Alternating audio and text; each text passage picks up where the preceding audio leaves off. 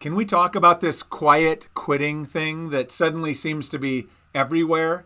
Seems like my social feed is full of discussions about quiet quitting. It's in news headlines and podcasts are talking about it. It's everywhere. And if you haven't stumbled across it yet, let me catch you up quickly. This is a phenomena or a phrase that was born out of apparently some TikTok videos. And I guess the first one was a younger employee that was talking about how he had decided that he was going to quietly quit at work.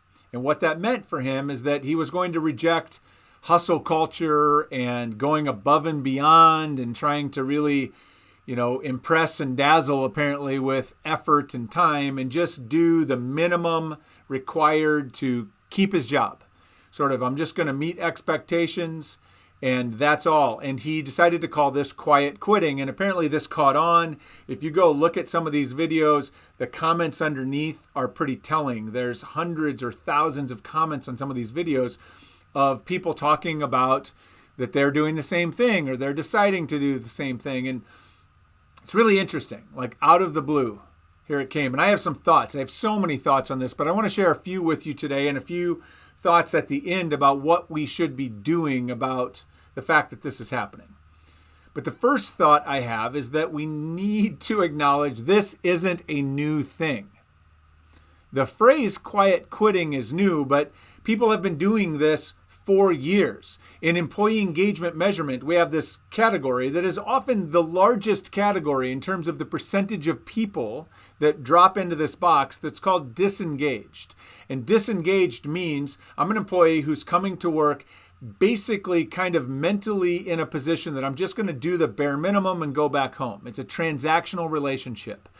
What's different right now is that we have, again, our younger members of the workforce that have the courage to say the quiet stuff out loud. So they talk about this, they put a label on it, they even go to social media to create a conversation about it. And that's a beautiful thing because while this isn't a new phenomena, the conversation out in the open in sort of general culture is a new phenomena, and it's an incredible opportunity. It's an opportunity for us to talk about what the real issue is here. And so my word of caution, I guess, at this point is that if you are someone, if you're a manager or an HR leader in an organization and you're concerned about, boy, do we have all these employees that are quiet quitting? Should we be worried about this? My word of caution to you is to not try to solve the wrong problem. Don't blame the employee because it's not the employee's fault. They just are brave enough to say this out loud. This isn't an employee issue. You don't need to go fix the employees. This is a management failure. Think about the fact that these employees are in a situation at work that's so disheartening for them that they are going to social media at risk probably or at peril, putting their actual job at peril to talk about this because they're having a really challenging experience. So this isn't their fault. This is a management failure, and that's what we need to address. Now, the second big thing that hit me about this conversation is just sort of what it suggests about the message we're sending about work to employees. The very fact that you have employees that they are talking about quiet quitting, representing making a decision at work that you are simply going to meet the expectations of your role as you understand them. I'm going to do enough to keep my job. And they think that's quitting. That is profoundly disturbing or disheartening, or at least it should be for you, because what they're saying is that the message they're getting is that if you want to be viewed as successful, you've got to be working 80 hours a week, or you've got to be going you got to be putting in tons of time and you got to be performing your role to make it look like you are just, you're burning yourself out, right? So you can get ahead. That's the message they're hearing. And they're saying, nope.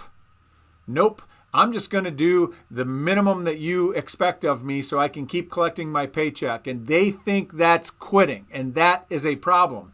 And before we judge them for this, we got to acknowledge we've all been there. You've been there at some point in your career. I've been there at several times in my career. I remember one time that I hit a point like this. I had gotten some feedback at work that was frustrating to me. I didn't think the feedback was fair because I was all in. I had been really fired up. I was trying to help. I was a younger employee, so probably much like these people on TikTok, I was pouring myself into my job. I loved it. And then I got some feedback that was really crushing for me. And so I was like, all right, screw you then. I'll just throttle back. I'll do the minimum. I'll stay in my sandbox, and I'll only do the things that I am expected to do to keep my job. And you know what happened? I got promoted, which that's a whole nother issue that I will talk about another day. But I also, in another case, did the same thing, mentally checked out. I couldn't take it anymore. I didn't like my job. I didn't like my culture, but I didn't have an exit plan yet. So I had sort of mentally quit in place. And that one I ultimately got fired from. So this is not a video of advice for those of you that are maybe in this spot. I'm not telling you what to do. If you're an employee, quietly quitting could have consequences. It could have benefits. It could, I don't know. There's a whole bunch of things. But what I'm more interested in is the stuff that's underneath it. Why do we have employees that are having to go to social media to vent this out, to have this conversation? That shouldn't happen. And so what should we do about it?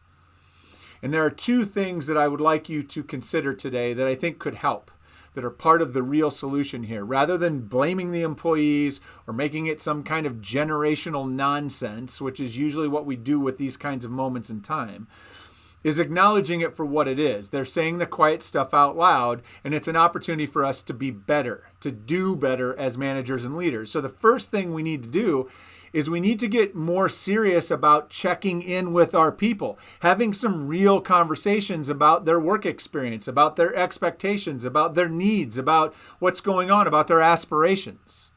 Because if we're having real check-ins, if we're having real conversations, then you'll learn, what are they frustrated with, right? What is it that is burning them out? What is it that they need or want? What are they motivated by? Do they understand the trade-offs of, the effort they put in versus earning the opportunity to move up versus they can choose to do different things or throttle back? Like, there's a lot of things, but you need to be having those conversations.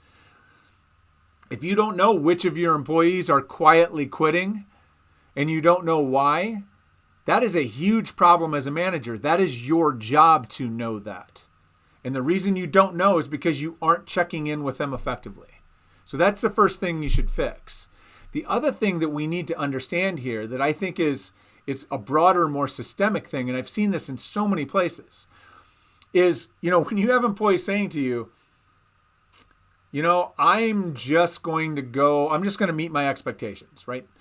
No more above and beyond, no more hustle culture, whatever. It's like, well, when did that become a core expectation of success in an organization?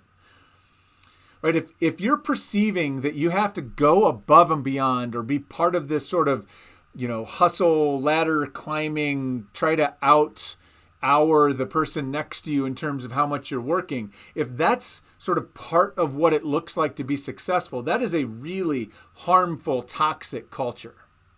Or at least it's likely one in the making. Right? It should be really clear to employees what success looks like. When they say, I'm only going to do what's expected of me in my role, outstanding. That's exactly what we want. That is a great employee. The problem is they're not clear about what's expected, or it's sort of murky what's expected, or the expectations are too low. And so when we as a management team or an organizational leadership team are hearing an employee say, I'm only going to meet my expectations and that's it, and that's a problem for us, guess what? We're screwing up on how we're setting expectations. That's what you should fix. Because when you're crystal clear about what's expected, not just what's expected in terms of output, but like what I'm going to produce, how I'm going to behave, how we're going to interact as a team, how we're going to work together. When that is all clear, then all I really want from my employees is for them to meet those expectations. That is winning. Anything other than that, then we can talk about as if you want to put in extra, that's great. That's how you potentially position yourself or make yourself visible for other opportunity. But that's not part of you keeping your job. And you shouldn't feel that burden. So quiet quitting.